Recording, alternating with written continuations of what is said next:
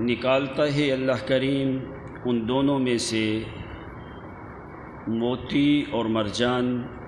اللہ کریم کی کون کون سی نعمت کو تم جھٹلاؤ گے؟ اسی کی ملکیت میں ہیں بڑے بڑے ابھرے ہوئے جہاز جو سمندروں میں چلتے ہیں پہاڑوں کی مانند۔ تم اللہ کریم کی کون کون سی نعمت کو جھٹلاؤ گے؟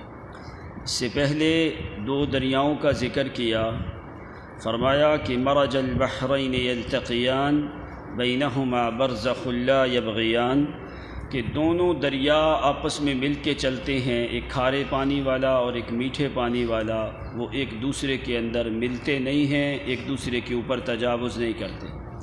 اس کے بعد ان دونوں دریاؤں کے میں سے جو نکلنے والی معدنیات ہیں، جو چیزیں ہیں، ان کا اللہ کریم نے ذکر کیا، فرمایا یخرج منہما اللؤلؤ، ان دونوں میں سے موتی نکلتے ہیں، والمرجان، اور بڑے خوبصورت موتی نکلتے ہیں۔ لؤلؤ اس کو کہا جاتا ہے جو ایک عام موتیوں کی جنس ہے، چاہے کوئی بھی موتی ہے اس کے اوپر یہ لفظ بولا جاتا ہے۔ مرجان جو سرخی مائل اور چھوٹے چھوٹے زیادہ موتی ہوں ان کو مرجان کہا جاتا ہے۔ اب پہلے تو دو دریاؤں کی صفتیں یہ ذکر کی، ایک میں میٹھا پانی ہے، ایک میں جو ہے وہ کھارا پانی ہے۔ اب میٹھے پانی میں سے کیا نکلتا ہے؟ فرمایا لحما طریا وتستخرجون حلیۃ تلبسونها وترى الفلک فیہ مواخر۔ مونگے اور موتی یہ ہمیشہ کھارے پانی میں ہوتے ہیں، میٹھے پانی میں نہیں اللہ تعالیٰ نے رکھے۔ میٹھے پانی میں کیا رکھا ہے؟ فرمایا لحما طریا، تازہ گوشت جو مچھلیوں کا ہوتا ہے وہ زیادہ تر میٹھے پانی میں ہوتی ہیں، حالانکہ مچھلیاں کھارے پانی میں بھی ہوتی ہیں، لیکن مونگے اور موتی جو ہیں یہ زیادہ تر کھارے پانی میں ہوتے ہیں، میٹھے پانی میں اللہ تعالیٰ نے یہ معدنیات کم رکھی ہیں۔ عبداللہ ابن عباس رضی اللہ تعالی عنہما وہ فرماتے ہیں اللؤلؤ وہ جو عام موتی ایک نکلتے ہیں، مرجان جو چھوٹے چھوٹے سرخی مائل جو رنگت دیتے ہیں، تو اس کا کیا فائدہ ہوتا ہے؟ فرمایا تلبسونہا، تم لوگ ان کو استعمال کرتے ہو، پہنتے ہو، عورتیں ان کو استعمال کرتی ہیں۔ دوسرے مقام پہ بھی اللہ کریم نے اس چیز کی صفت کو ذکر کیا۔ اب یہ کیسے مونگے اور موتی پیدا ہوتے ہیں؟ وہ فرمایا کہ جس وقت بارش برستی ہے، بارش برسنے کے ٹائم کے اوپر وہ صدف جو سپی ہوتی ہے وہ پانی کی اوپر والی سطح پہ آ کے اپنا منہ کھول کے چھوڑ دیتی ہے۔ خاص بارش کا قطرہ اس کے وجود میں داخل ہوتا ہے، اس کو وہ محفوظ کرنے کے لیے سمندر کی تہہ میں چلی جاتی ہے۔ وہاں پہ جا کے کچھ ایام کے بعد بعض جو ہے لوگ ان کے نزدیک 15 دن کے بعد وہ ایک مونگا اور موتی تیار ہوتا ہے۔ جس وقت وہ فل تیار ہو جاتا ہے پھر وہ اپنا جسم کھول کے اپنا جگر پھاڑ کے اس موتی کو کھارے پانی کے حوالے کر دیتی۔ اس طریقے سے اللہ کریم جو ہے انسانوں کے لیے سمندروں اور دریاؤں میں بہت سی چیزیں رکھی ہیں۔ فرمایا جن کا فائدہ انسانوں تمہیں ہے، تو فَبِأَيِّ آلَاءِ رَبِّكُمَا تُكَذِّبَانِ، کیا ایسی نعمتیں اللہ تعالیٰ کی تم جھٹلا سکتے ہو؟ کیا تم انکار کر سکتے ہو؟ جس نے پانی بھی تمہیں دیا اور اس میں سے نکلنے والی چیزیں جو ہیں وہ بھی تمہارے حوالے کر دیں۔ اس کے بعد آگے فرمایا وَلَهُ الْجَوَارِ الْمُنْشَآتُ فِي الْبَحْرِ كَالْأَعْلَامِ، فرمایا اسی کی ملکیت ہیں جو سمندر میں بڑے بڑے جہاز چلتے ہیں، کالأعلام پہاڑوں کی طرح بڑے بڑے جہاز جو ہیں وہ سمندروں میں تیار ہوتے ہیں، چلتے ہیں۔ سب سے پہلے جو بحری جہاز تیار کیا وہ حضرت نوح علی نبینا علیہ الصلاۃ والسلام نے ذکر کیا۔ کشتیوں کے قرآن مقدس میں 3 نام ذکر ہیں، ایک تو یا اس کو فلک کہا جاتا ہے، یا پھر جوار کہا جاتا ہے، اور یا پھر سفینہ کہا جاتا ہے۔ جو فلک سب سے زیادہ قرآن مقدس میں لفظ استعمال ہوا ہے، 23 مقامات کے اوپر قرآن پاک کی 19 صورتوں میں اللہ تعالیٰ نے بڑی کشتی کا نام ذکر کیا ہے۔ اور اس آیت میں جو جوار ہے، اس لفظ کو اللہ کریم نے اس کی جمع کے ساتھ 4 مقام پہ ذکر کیا ہے، اور تیسرا لفظ کشتیوں کے لیے قرآن پاک نے سفینہ کا لفظ استعمال کیا۔ وہ موسیٰ علیہ الصلاۃ والسلام اور خضر علیہ الصلاۃ والسلام، ان کے قصے میں 3 مقام پہ سفینہ کا لفظ آتا ہے اور 1 مقام پہ سورۃ عنکبوت میں آتا ہے۔ یعنی حضرت نوح علیہ الصلاۃ والسلام کو اللہ تعالیٰ نے فرمایا وَاصْنَعِ الْفُلْكَ بِأَعْيُنِنَا وَوَحْيِنَا، کہ ہماری آنکھوں کے سامنے کشتی تیار کرو۔ اب کون سی کشتی تھی، وہ کتنی کشتی تھی؟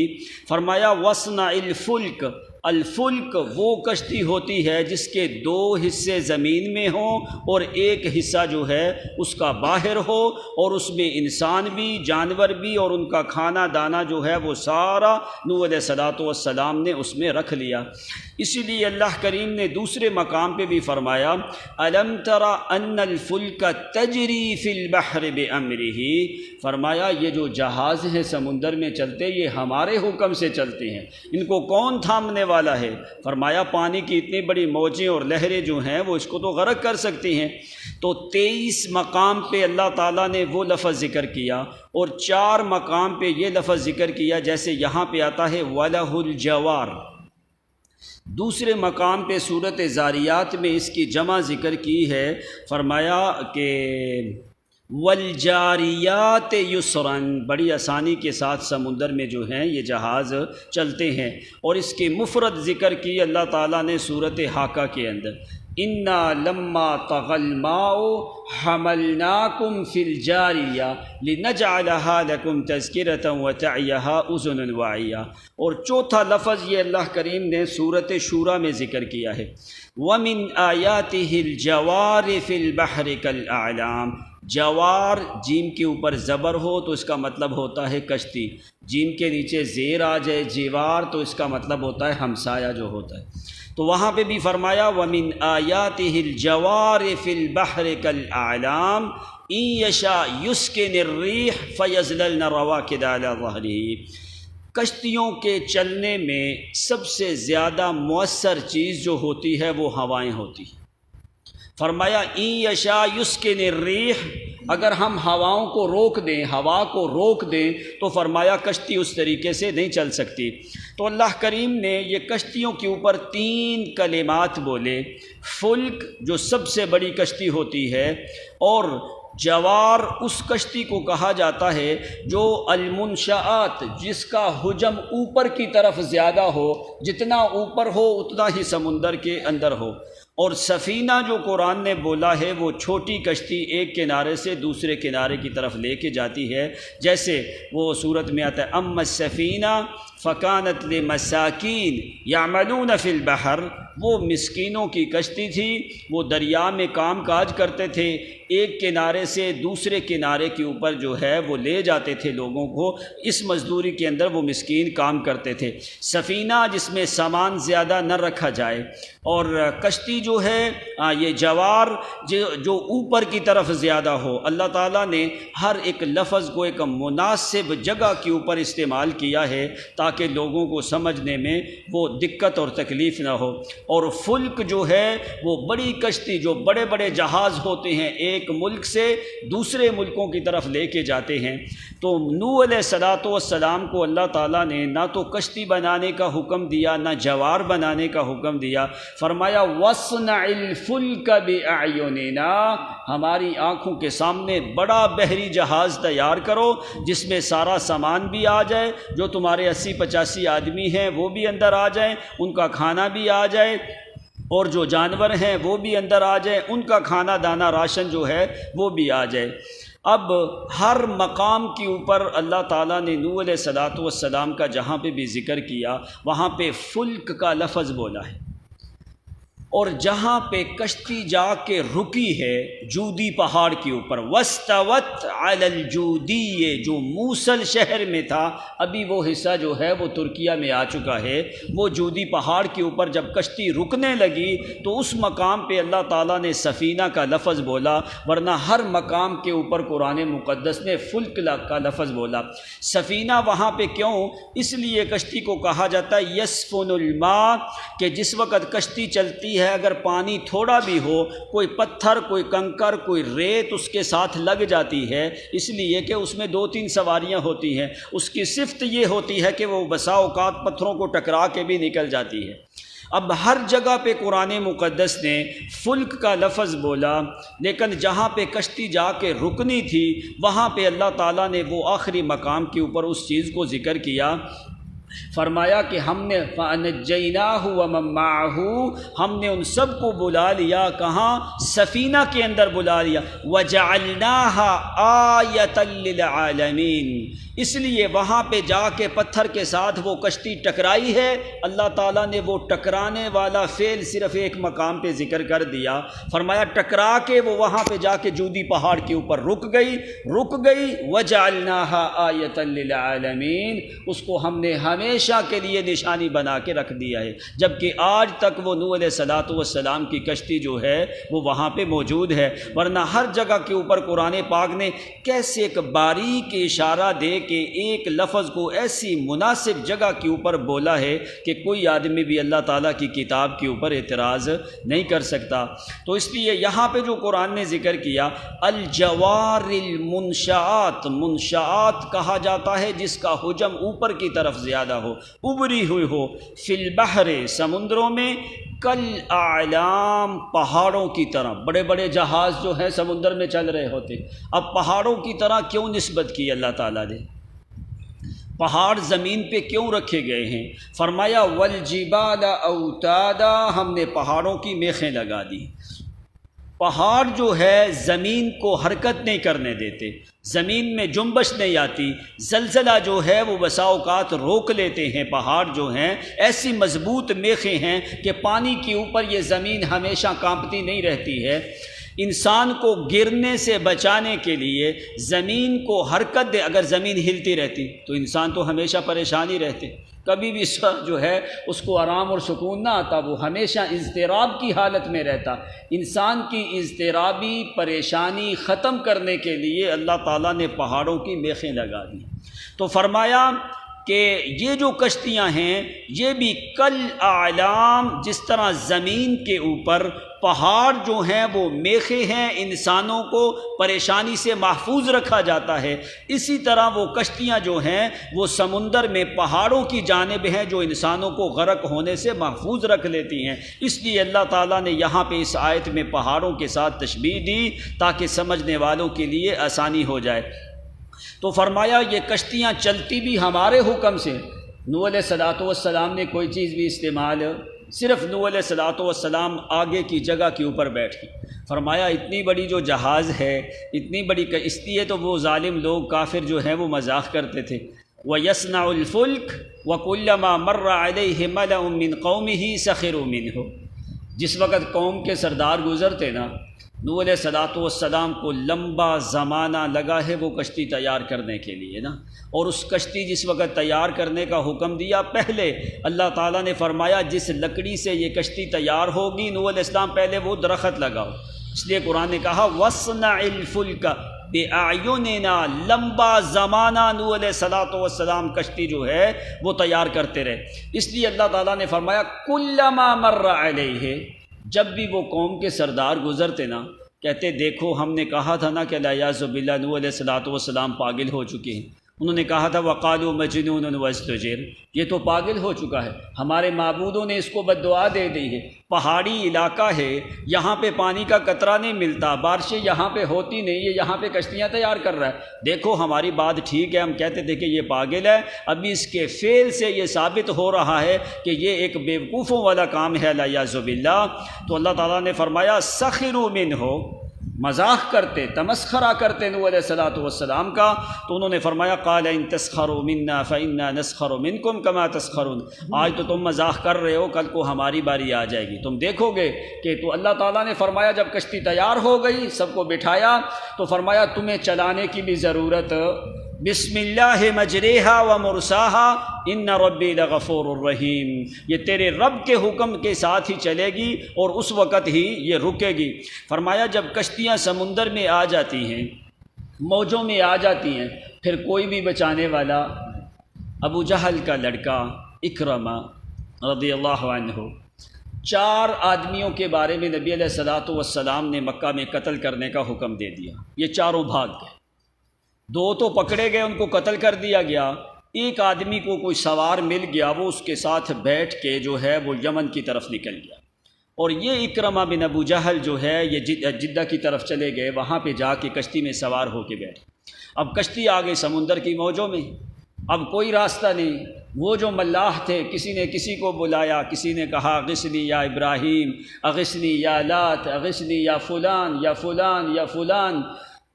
کوئی بھی مدد نہیں ہو رہی. سارے معبودان باطلہ کو آوازیں دیتے رہے نا.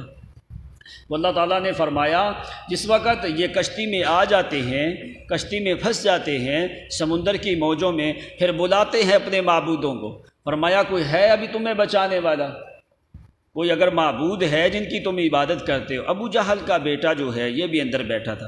اب ملاح جو کشتی والا تھا اس نے کہا کہ بھائی ابھی بچنے کا کوئی راستہ نہیں، ابھی کیا کرو؟ فدعوا اللہ مخلصین لہ الدین. ابھی ایک اللہ کو آواز دو. ہمارے جو معبود ہیں نا، جب مصیبت آ جائے تو وہ خود مر جاتے ہیں، وہ اس قابل نہیں ہیں کہ مصیبت سے تمہیں نکال سکیں یا تمہاری مشکل کشائی کر سکیں. ابھی ایک اللہ کریم کو بلاؤ تو پھر تم بچ سکتے ہو، ورنہ آج بچنے کا کوئی حال نہیں. تو ابو جہل کا بیٹا اکرمہ جو ہے اس نے کہا کہ اگر یہ لوگ جو ہے لا ینجینی فی البر ولا فی البحر، نہ تو یہ ہمیں خشکی میں کوئی ہماری مدد کر سکتے ہیں اور نہ ہی یہ دریا میں کوئی ہماری مدد کر سکتے ہیں، تو اگر یہ کہیں بھی مدد نہیں کر سکتے پھر محمد صلی اللہ علیہ وسلم کی دعوت سچ ہے کہ ایک اللہ کی عبادت کرو، ایک ہی مشکل کشا ہے، کوئی نہیں. پھر اس نے وہاں پہ دعا کی کہ یا اللہ لئن انجیتنی من هذه المصیبت وان عافیتنی مما انا، یا اللہ جس مصیبت میں ہوں اگر تو نے مجھے عافیت کے ساتھ وہاں پہ نکال دیا، انا آتی محمد صلی اللہ علیہ وسلم، کہ یا اللہ میں تیرے ساتھ وعدہ کرتا ہوں کہ میں سیدھا نبی علیہ الصلوۃ والسلام کے پاس جاؤں. تو جس وقت اس نے دعا کی، کوئی آدمی بھی سچے دل کے ساتھ اللہ تعالیٰ سے مانگے تو اللہ تعالیٰ فرماتے ہیں ہم تو اس کی دعا کو فوری قبول کر لیتے ہیں. یونجیکم منہا، فرمایا کون ہے جو تمہیں سمندر کی موجوں سے نجات دینے والا ہے؟ وہ ایک ہی ذات ہے جو تمہیں نجات دیتی ہے. تو اللہ تعالیٰ نے فوری جو ہے اس کی دعا کو قبول کیا. موجیں تھم گئی، ہوا رک گئی، کشتی آرام کے ساتھ چلنے لگ گئی. اس نے پھر کہا ابھی کشتی آگے نہیں لے کے جاؤ، اس کشتی کو واپس کنارے کے اوپر لے کے جاؤ. جب واپس آئے ابھی ابو جہل کا لڑکا جو ہے وہ ابھی سمندر کے اندر ہی ہے. تو اللہ تعالیٰ نے نبی علیہ السلام کو پہلے خبر دے دی کہ میرے پیغمبر وہ ابو جہل کا لڑکا آ رہا ہے، تو کوئی آدمی بھی اس کے اوپر ہاتھ نہیں اٹھائے، وہ سچے دل سے توبہ کر کے آ رہا ہے. تو نبی علیہ الصلوۃ والسلام نے صحابہ کرام کو بتا دیا کہ ابو جہل کا لڑکا اکرمہ بن ابی جہل وہ آ رہا ہے، کوئی آدمی بھی اس کو بات نہیں کرے. تو جس وقت آیا تو ایک آدمی نے کہہ دیا یہ اکرمہ بن ابی جہل، وہ ابو جہل کا لڑکا آ رہا ہے. تو نبی علیہ الصلوۃ والسلام نے اس بات کو بھی پسند نہ کیا.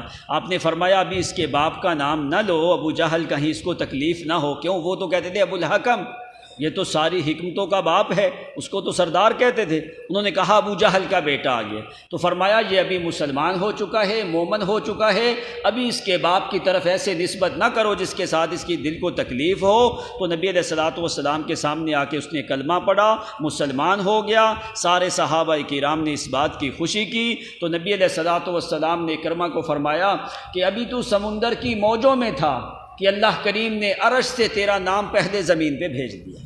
یہ مقام ہوتا ہے اس مومن بندے کا جو صحیح معنوں میں اللہ تعالیٰ کی ذات کے اوپر ایمان لے کے آتا ہے اور اس کے دل میں اللہ کریم کی معرفت ہوتی ہے. اللہ کریم کی معرفت کا ذریعہ اللہ کی کتاب کے علاوہ دنیا میں اور کوئی چیز بھی نہیں ہے. قرآن مقدس کے علاوہ کبھی بھی آدمی ایمان کی حقیقت تک نہیں پہنچ سکتا اور خالق حقیقی کی معرفت تک نہیں پہنچ سکتا.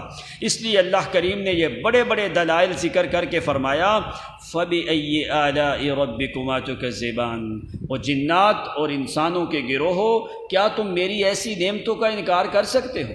کیسے تم انکار کر سکتے ہو؟ تو جس وقت نبی علیہ السلام نے پڑھا نا فَبِأَيِّ آلَاءِ رَبِّكُمَا تُكَذِّبَانِ، تو صحابہ کرام سن رہے. آپ نے فرمایا تم کیوں خاموش ہو گئے ہو؟ تو جنات میرے اس بات کا جواب دے رہے ہیں۔ فرمایا کیسے اللہ کے پیغمبر؟ فرمایا جنات ساتھ ساتھ جس وقت میں یہ آیت پڑھتا ہوں نا فَبِأَيِّ آلَاءِ رَبِّكُمَا تُكَذِّبَانِ، تو جنات آگے جواب میں کہتے ہیں وَاللَّهِ رَبِّنَا مَا نُكَذِّبُ بِنِعْمَتِكَ الَّتِي أَنْعَمْتَ عَلَيْنَا، یا اللہ ہم تیری کسی نعمت کا بھی انکار نہیں کر سکتے۔ فرمایا جنات جو ہیں ساتھ ساتھ جواب دے رہے ہیں، تم بھی جواب دو کہ یا اللہ ہم تیری کسی نعمت کا بھی انکار نہیں کر سکتے۔ حضرت علی رضی اللہ تعالیٰ عنہ فرات کے کنارے کے اوپر کھڑے تھے، تو ساتھ ایک تابعی سوید نامی تابعی جو ہے رحمۃ اللہ علیہ، وہ حضرت علی کے ساتھ تھے۔ تو حضرت علی نے جس وقت فرات کے کنارے کے اوپر کھڑے ہو کے تو حضرت علی نے دیکھا کہ سامنے سے ایک بہت بڑا جہاز آ رہا ہے۔ تو جس وقت جہاز کو دیکھا تو یہی آیت حضرت علی رضی اللہ تعالیٰ عنہ نے تلاوت کی۔ فرمایا دیکھو اللہ کریم کی کلام جو ہے کیسے صادق آ رہی ہے، وَلَهُ الْجَوَارِ الْمُنْشَآتُ فِي الْبَحْرِ كَالْأَعْلَامِ۔ فرمایا ایک بات تو یہ ہے کہ اللہ کریم نے سچ کہا اپنی کلام میں، قرآن مقدس میں۔ دوسری بات، میں اس سمندر کے رب کو گواہ کر کے کہتا ہوں کہ حضرت عثمان کے قتل میں علی بن ابی طالب شریک۔ کیوں؟ کچھ لوگوں نے تہمت لگا دی نا حضرت علی کے اوپر کہ حضرت عثمان کے قتل میں ملوث ہیں، تو حضرت علی نے فرمایا میں اس سمندر کے رب کو گواہ کر کے کہتا ہوں کہ حضرت عثمان کے قتل میں شریک نہیں ہوں، اور نہ ہی میں ان لوگوں کے اوپر خوش ہوں جن ظالموں نے حضرت عثمان رضی اللہ تعالیٰ عنہ کو شہید کیا ہے۔ اب نبی علیہ الصلاۃ والسلام نے یہ ساری صفات جو ہیں یہ کیسے ذکر کی؟ نبی علیہ السلام نے زندگی بھر سمندر کا سفر نہیں کیا، آپ نے پوری زندگی میں کشتی میں سفر نہیں کیا نبی علیہ الصلاۃ والسلام، تو آپ نے کیسے یہ ساری صفات ذکر کر دی کشتیوں کی کہ اس طریقے سے یہ کشتیاں ہیں؟